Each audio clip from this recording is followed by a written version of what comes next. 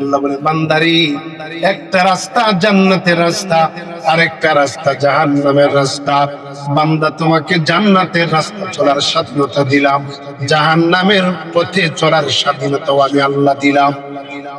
ইব্রাহিম পয়গম্বর বললেন, বাবা, যদি আপনি আমাকে অনুসরণ করে, আপনি যদি আমার আদর্শ গ্রহণ করে, আপনাকে আমি সঠিক পথ দেখাবো, সঠিক রাস্তা দেখাবো। ইয়া আবাতি লা তা'বুদিশ শাইতান ইন্নাশ শাইতানা কানা লির-রাহমানি আসিয়া। বাবা হে আমার, আপনি শয়তানের ইবাদত করবেন না। লা তা'বুদিশ শাইতান, আপনি শয়তানের উপাসনা করবেন না। ইন্নাশ শাইতানা কানা লির-রাহমানি আসিয়া। শয়তান রহমানের বন্ধু না শত্রু? এই শয়তান রহমানের বন্ধু না শত্রু? তো রহমানের যদি শত্রু হয়, তাহলে আমাদের বন্ধু হবে নাকি? আমাদের বন্ধু হবে না। ইন্নাশ শাইতানা কানা লিল ইনসানি আদুউম মুবিন। শয়তান মানুষের শত্রু, সে মানুষকে মন্দ কাজের দিকে উৎসাহিত করে। ইন্নামা ইয়া'মুরুকুম বিস-সুই ওয়াল ফাহশা, সে ফাহিশাতের দিকে মানুষকে উৎসাহিত করে। এই জন্য শয়তানকে বন্ধু বানানো যাবে না। তো ইব্রাহিম পয়গম্বর বাবাকে বলল, লা তা'বুদিশ শাইতান ইন্নাশ শাইতানা কানা লির-রাহমানি আসিয়া। শয়তান রহমানের শত্রু। ইয়া আবাতি ইন্নী আখাফু আন ইয়ামাসসাকা আযাবুম মিনার রাহমান ফাতাকুনা লিশ-শাইতানি ওয়ালিয়্যা। হে আমার আব্বা, আপনি যে মূর্তিগুলোর ইবাদত করতেছেন, অচিরেই রহমানের পক্ষ থেকে, রবের পক্ষ থেকে শাস্তি আসবে। আমি শাস্তির আযাবের আশঙ্কা করতেছি। ইয়া আবাতি ইন্নী আখাফু আন ইয়ামাসসাকা আযাবুম মিনার রাহমান ফাতাকুনা লিশ-শাইতানি ওয়ালিয়্যা। ফলে আপনি শয়তানের বন্ধু হয়ে যাবেন। ইব্রাহিম আলাইহিস সালাতু ওয়াস সালাম কত সুন্দরভাবে, কত নম্র ভাষায় ওনাকে দাওয়াত দিলেন। দাওয়াত দিচ্ছে নম্র ভাষায়, কিন্তু দাওয়াতের ফল কি হলো? তার বাবা আজর ইব্রাহিম আলাইহিস সালামের এই দাওয়াতের জবাবে কি জবাব দেয় দেখেন। ক্বালা আরাগিবুন আনতা আন আলিহাতি ইয়া ইব্রাহিম লাইন লাম তানতাহি লাআরজুমান্নাকা ওয়াহজুরনি মালিয়া। ক্বালা আরাগিবুন, হে ইব্রাহিম, তুমি কি আমার দেবদেবী মূর্তি থেকে বিমুখতা অবলম্বন করতেছো? লাইন লাম তানতাহি, তুমি যদি বিরত না হও এর থেকে, লাআরজুমান্নাকা ওয়াহজুরনি মালিয়া। এই যে আমার হাতে পাথর দেখতেছো, এই পাথর দ্বারা তোমার প্রাণ বের করে দেব। ওয়াহজুরনি মালিয়া, অথবা তুমি আমার কাছ থেকে অনেক দূরে সরে যাও। তো ইব্রাহিম আলাইহিস সালাতু ওয়াস সালাম তখন বলল, ক্বালা সালামুন আলাইকা সাআনাকে নিজের হাতে হত্যা করবি। আল্লাহর নবী সাহাবীদেরকে বলল, ও সাহাবীরা, তোমরা কষ্ট পাও না, অসুবিধা নাই, ধৈর্য ধারণ করো। সুমামা বিন উসাল আমাকে কিছু করতে পারবে না।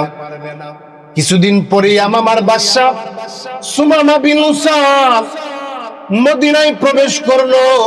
সাহাবায়ে কেরাম এই সংবাদ পাওয়ার পরে আল্লাহর নবীর কাছে এই সংবাদ পৌঁছাইল, ইয়া রাসূলুল্লাহ, সুমামা বিন উসাল মদিনায় প্রবেশ করেছি আপনাকে হত্যা করার জন্য। নবীজি বলল, ও সাহাবীরা শুনে রাখো, এই সুমামা বিন উসাল আমার কাছেও আসতে পারবে না। আল্লাহ পাক আমাকে হেফাজত করবেন।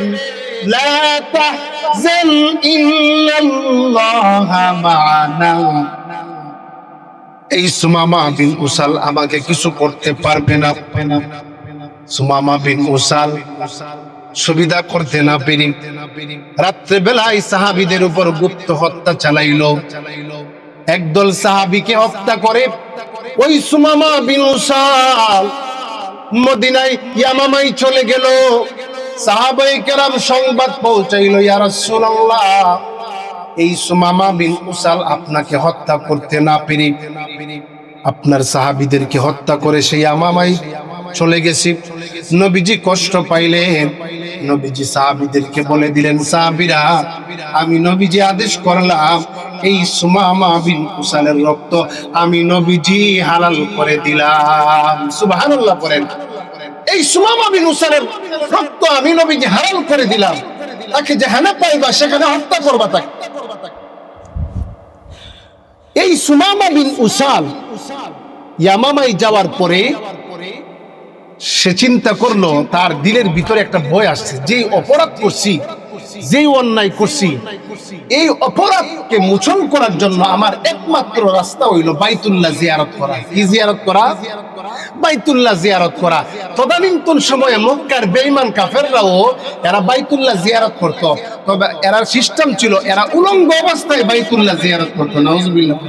এরা জিজ্ঞেস করা হইতো, তোমরা উলঙ্গ অবস্থায় কেন বাইতুল্লাহ জিয়ারত করো? তো করো, আমরা এই যে কাপড় চোপড় ব্যবহার করি এগুলা তো ময়লা হয়, নাপাক হয়, ঘর সংসার হয়, একসাথে আমরা স্বামী স্ত্রীর সাথে আমরা একসাথে থাকি, এগুলা মধ্যে নাফাক হয়। এই নাফাক কাপড় লইয়া আমরা বাইতুল্লাহ হইল পবিত্র স্থান, এই নাফাক কাপড় কিভাবে আমরা বাইতুল্লাহ দিই? কিরম জাহেল দেখেন, উলঙ্গ অবস্থায় এরা বাইতুল্লাহ জিয়ারত করে। এই জন্যই এই যুগটাকে বলা হয় আইয়ামে জাহিলিয়াত, বর্বরতার যুগ, অন্ধকারের যুগ, আইয়ামে জাহিলিয়াত বলা হয়। এই সুমামা বিন উসাল চিন্তা করলো, আমার একমাত্র রাস্তা হইল বাইতুল্লাহ জিয়ারত করা।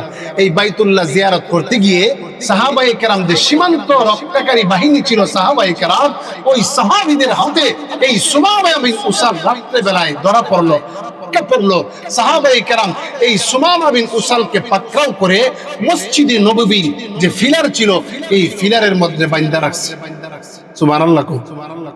আল্লাহর নবী যখন ফজরের নামাজ মসজিদে নববীতে পড়াইব, আয়েশা দেখে সুমামা বিন উসাল মসজিদে নববীর ফিলারের মধ্যে বাঁধা।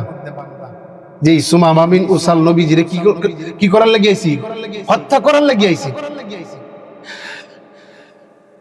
আল্লাহর নবী বিশ্ব নবী রাহমাতুল লিল আলামিন সাহাবীদেরকে বলল, সাহাবীরা, সুমামা বিন উসালকে তোমরা এইভাবে রশি দিয়া কেন বেঁধে রাখলে? সাহাবীরা উত্তর দিল, ইয়া রাসূলুল্লাহ, রাত্রে বেলায় তো আমরা এতগুলা লক্ষ্য করি নাই, আমরা দেখি নাই। আল্লাহর নবী সাহাবীদেরকে বলল, ও সাহাবীরা, এই সুমামা বিন উসাল ইয়ামামার বাদশা, তার তো সম্মান আছে, তার তো একটা ইজ্জত আছে। এই সুমামা বিন উসাল ভালো ভালো খাবার খেয়ে অভ্যস্ত। যাও সাহাবীরা, তোমাদের ঘরে যে ভালো ভালো খাবার আছে এই ভালো ভালো খাবারের ব্যবস্থা করো সুমামা বিন উসালের জন্য। আল্লাহর নবী ঘর থেকে উটের দুধ নিয়ে আসলেন। এই সুমামা বিন উসালকে উটের দুধ পান করাইলো। আমার নবীর আদর্শ কেমন, যেই সুমামা বিন উসাল নবীকে হত্যা করার জন্য মদিনাতে প্রবেশ করেছে, আর ওই রাহমাতুল লিল আলামিন নবীজি সুমামা বিন উসালের জন্য উটের দুধের ব্যবস্থা করলেন। সুবহানাল্লাহ। সাহাবায়ে কেরাম এই সুমামা বিন উসালের জন্য উটের দুধের ব্যবস্থা করলেন, আর তাদের বাড়ি থেকে ভালো ভালো খাবারের আয়োজন এই সুমামা বিন উসালের জন্য সাহাবীরা করলেন। কয়েকদিন পরে আল্লাহর নবী সুমামা বিন উসালকে জিজ্ঞাসা করলো, ও সুমামা বিন উসাল, কি অবস্থা, তোমার কেমন লাগছে?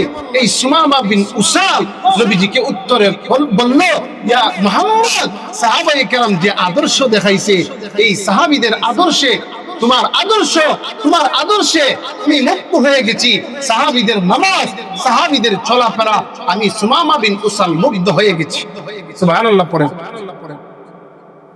আল্লাহর নবী বিশ্ব নবী রাহমাতুল লিল আলামিন সাহাবীদেরকে বলল, সাহাবীরা, সুমামা বিন উসালের রশির বাঁধন খুলে দাও। সাহাবীরা উত্তরে বলল, ইয়া রাসূলুল্লাহ, ইয়া হাবিবাল্লাহ, নবী গো, সুমামা বিন উসাল তো এক সাংঘাতিক, সে তো আমাদের অনেক ক্ষতি করব, এমনটা করা যায় না। নবীজি সাহাবীদেরকে বলল, ও সাহাবীরা, তোমরা সুমামা বিন উসালের রশির বাঁধন খুলে দাও। সুমামা বিন উসালের রশির বাঁধন খুলে দেওয়া হলো। ওই সুমামা বিন উসাল মসজিদে নববীর পাশে একটা কূপ ছিল। এই কূপের মধ্যে সে গোসল করে নবীজির হাতে কালেমা পড়ে মুসলমান হয়ে গেছে। সুবহানাল্লাহ, কালেমা পড়ে মুসলমান হয়ে গেছে। এবার সুমামা বিন উসাল বলল, ইয়া রাসূলুল্লাহ, এখন তো আমি মুসলমান, আমার তো একটা নিয়ত ছিল বাইতুল্লাহ জিয়ারত করব। নবীজি তাকে বাইতুল্লাহ জিয়ারতের অনুমতি দিলেন। এই সুমামা বিন উসাল উচ্চ স্বরে তালবিয়া, লাব্বাইক আল্লাহুম্মা লাব্বাইক লা শারীকা লাক লাব্বাইক ইন্নাল হামদা ওয়ান নি'মাতা লা শারীকা লাক, এই তালবিয়া উচ্চ স্বরে পাঠ করে করে সুমামা বিন উসাল বাইতুল্লাহ তওয়াফ করে। সুবহানাল্লাহ। এবার সুমামা বিন উসাল নবীজির দরবারে এসে বলল, আগে নবী, আমি যেহেতু এখন মুসলমান, ইয়ামামার বাদশা তদানীন্তন সময়ে ইয়ামামা থেকে মক্কাতে যত খাদ্যশস্য আসতো, খাবারের পণ্য যেগুলো আসতো, এই সবগুলা খাদ্যশস্য ইয়ামামা থেকে আসতো। নবীজির দরবারে আইসা সুমামা বিন উসাল বলল, ইয়া রাসূলুল্লাহ, এই ইয়ামামা থেকে আর কোনো খাদ্যশস্য মক্কাতে আর আসবে না।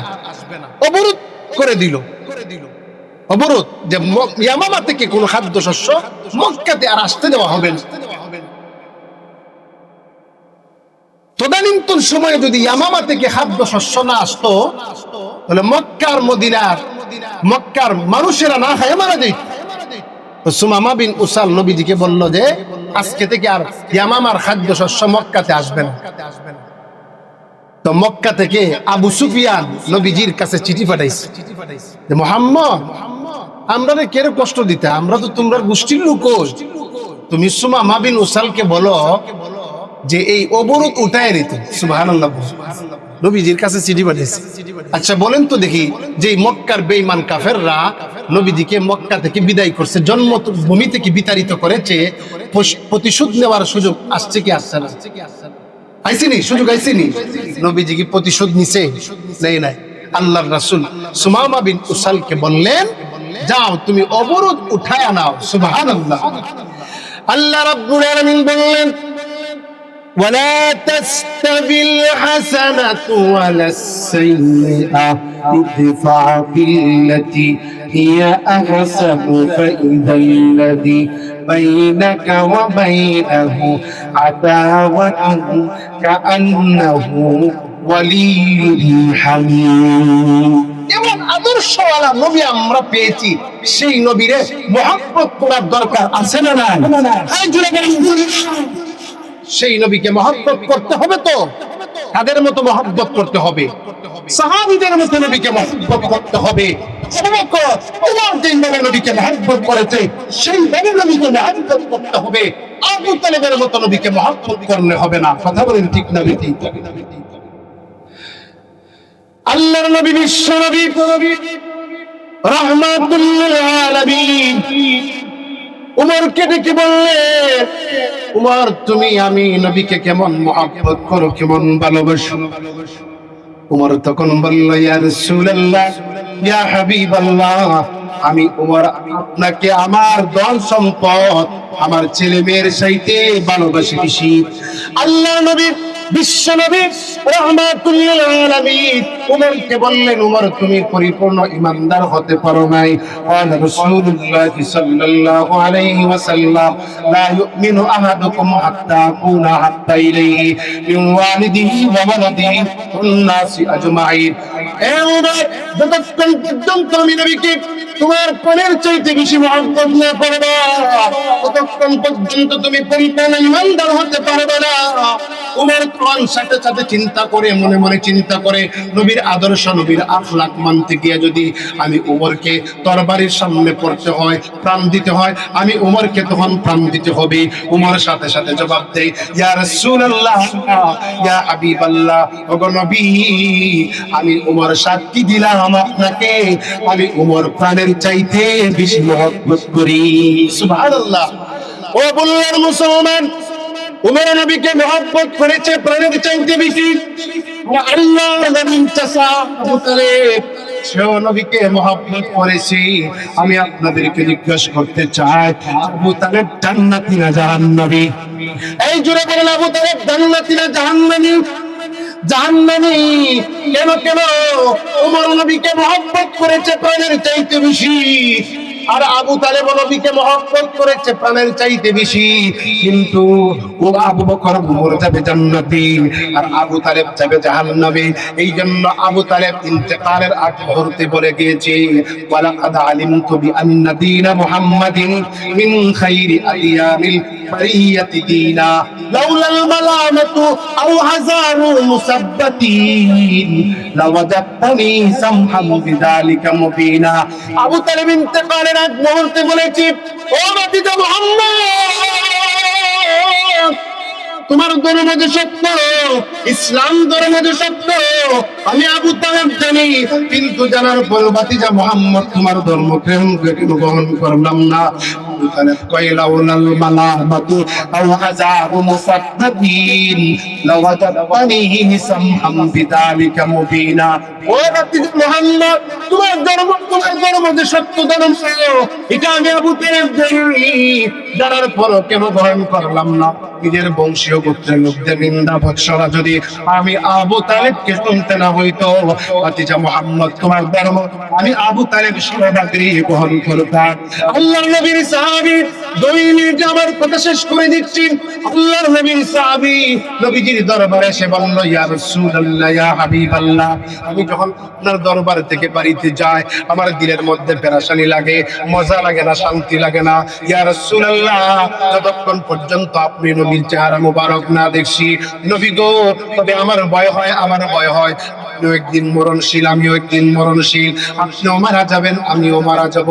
ইন্নাকা মাইয়িতু ওয়া ইন্নাহুম মাইয়িতুন। ইয়া রাসূলুল্লাহ, আপনিও মারা যাবেন, আমিও মারা যাব। মারা যাওয়ার পরে আপনি রফিকে আলার দরবারে, আপনার বন্ধুর দরবারে চলে যাবেন। আমি তো আপনার সাথে তো আমার আর সাক্ষাৎ হবে না। নবীজি চিন্তার মধ্যে পড়ে গেলেন। আল্লাহর নবী চিন্তা করতে করতে জিবরাইল আলাইহিস সালাম নবীজির দরবারে এসে বলল, ইয়া রাসূলুল্লাহ, ইয়া হাবিবাল্লাহ, ওই সাহাবীকে বলে দিলেন, তারা যদি আপনার আদর্শ, আপনার আখলাক, আপনার তরিকা যদি গ্রহণ করে, আপনি মারা যাওয়ার পরেও আপনার নবীর সাথে ওই সমস্ত নেককার ঈমানদারদের সাক্ষাতের ব্যবস্থা রেখেছি। সুবহানাল্লাহ। জিবরাইল আলাইহিস সালাম আপনাকে করেন, ومن يطع الله والرسول فأولئك مع الذين أنعم الله عليهم من النبيين والصديقين والشهداء والصالحين وحسن أولئك رفيقا। যারা আল্লাহ এবং আল্লাহর রাসূলের ইবাদত তোমরা করবা, নবীর আখলাক, নবীর আদর্শ, নবীর সুন্নাহ যারা পালন করবা, উলাইকা মাআল্লাযীনা আনআমা আল্লাহু আলাইহিম মিনান নাবিয়্যিন, তারা পরকালে জান্নাতে নবীদের সাথে থাকবে, সিদ্দিক, শাহাদা, তাদের সাথে জান্নাতে থাকবে। সুবহানাল্লাহ।